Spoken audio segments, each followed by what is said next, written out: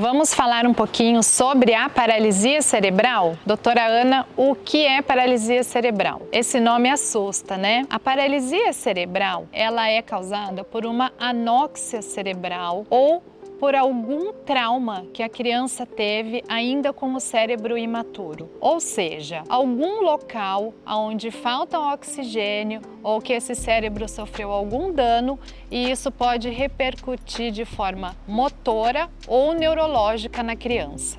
Algumas pessoas leigas acreditam que a paralisia cerebral tem relação direta com déficit cognitivo, ou seja, que a criança não entende só porque a criança não fala ou não sustenta a cabeça, caracterizada por um grau 4 ou 5 da paralisia cerebral. Mas desmistificando isso, não tem relação. As crianças podem ter ou não déficit cognitivo associado ao déficit motor. Com isso, vale lembrar que a paralisia cerebral ela é dividida em níveis, do nível 1 até o nível 5, sendo o nível 1 mais leve e o nível 5 um pouquinho mais grave, onde a criança é mais espástica e às vezes não consegue sustentar a cabeça. A paralisia cerebral também pode ser dividida conforme o acometimento do membro e o acometimento neurológico. Ela pode ser diparética, ela pode ser hemiparética, acometendo só um lado. Enfim, ela pode ter várias classificações. E como tratar a paralisia cerebral? Um bom especialista em ortopedia pediátrica, um bom neuropediatra e uma equipe multidisciplinar com fisioterapia, terapia ocupacional, fono, psicólogo, entre outros profissionais com terapias modernas, devem ser procurados para conduzir melhor o crescimento e desenvolvimento dessa criança. O diagnóstico precoce, ele é importantíssimo. E como saber se a criança tem, se a criança não tem, se não teve nenhum histórico de prematuridade ou de UTI quando era recém-nascida? A gente consegue perceber quando a criança começa a atrasar um pouquinho o desenvolvimento neuropsicomotor. Por exemplo, a criança chega a 1 ano e meio, 2 anos e ainda não consegue ficar em pé. A criança tem 1 ano de idade e não senta sem apoio. Isso são sinais de algo que pode estar acontecendo, sendo paralisia cerebral ou não. Por isso que o profissional especializado deverá ser procurado para poder elucidar esse diagnóstico e dar um tratamento precoce para essa criança. Uma dúvida muito comum dos pais é referente ao grau da paralisia cerebral.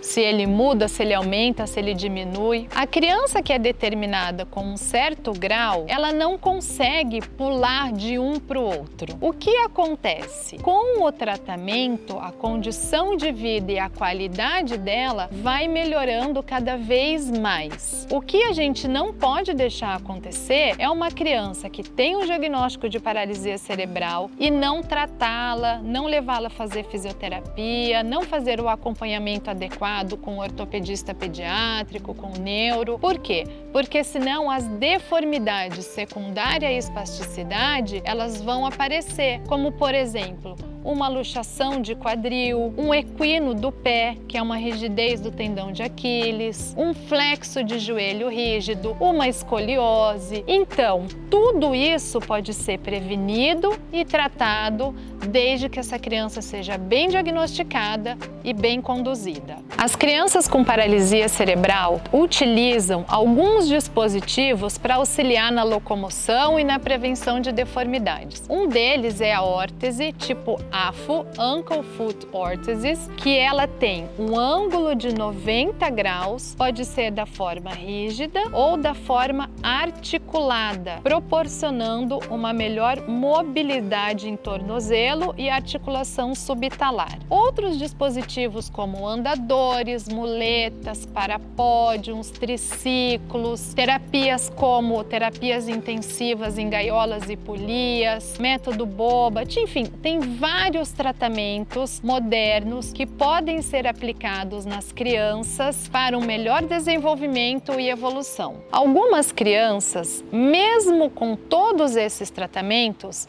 evoluem para algumas técnicas cirúrgicas ou algumas técnicas um pouquinho mais invasivas. Mas antes disso, existem outros tratamentos que o ortopedista pediátrico pode realizar, evitando que a criança chegue a uma cirurgia. Como, por exemplo, a vigilância do quadril é importantíssima na paralisia cerebral. Quanto mais espástica a criança e quanto mais fechado o quadril, mais ele luxa, ele fica mais propenso à luxação. Então, a vigilância com radiografias a cada 6 meses e um bom exame físico consegue prevenir essa luxação e evitar uma cirurgia. Algumas vezes, procedimento como aplicação de toxina botulínica, tenotomias, são necessárias para que esse quadril não luxe. Mas, doutora Ana, e se o quadril do meu filho luxou ou está subluxado, o que fazer? Aí sim, há necessidade, dentro de toda a segurança,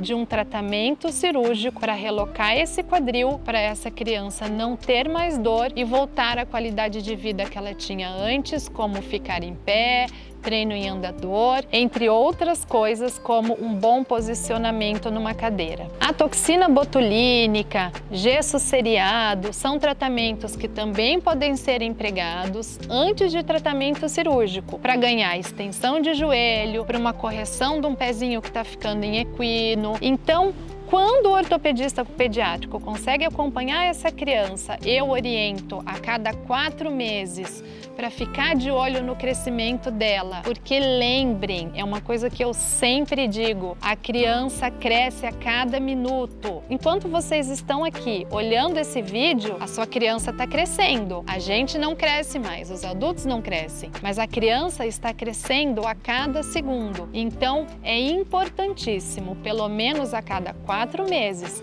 a criança que tem paralisia cerebral fazer um acompanhamento com o ortopedista pediátrico, porque técnicas conservadoras podem ser realizadas antes de evoluir para um procedimento cirúrgico. Mas, doutora Ana, e se meu filho precisa operar? O que fazer? Calma, está tudo bem, vai dar tudo certo, porque as cirurgias são realizadas com muita segurança, exames pré-operatórios, avaliação anestésica, liberação do neuropediatra, liberação do pediatra, para que a gente possa fazer uma cirurgia segura, tirar a dor da criança e devolver a qualidade de vida dela dentro do nível em que ela está. Concluindo, a paralisia cerebral é uma patologia que merece atenção, cuidado e carinho para que a criança possa crescer, se desenvolver e frequentar ambientes como qualquer outra criança.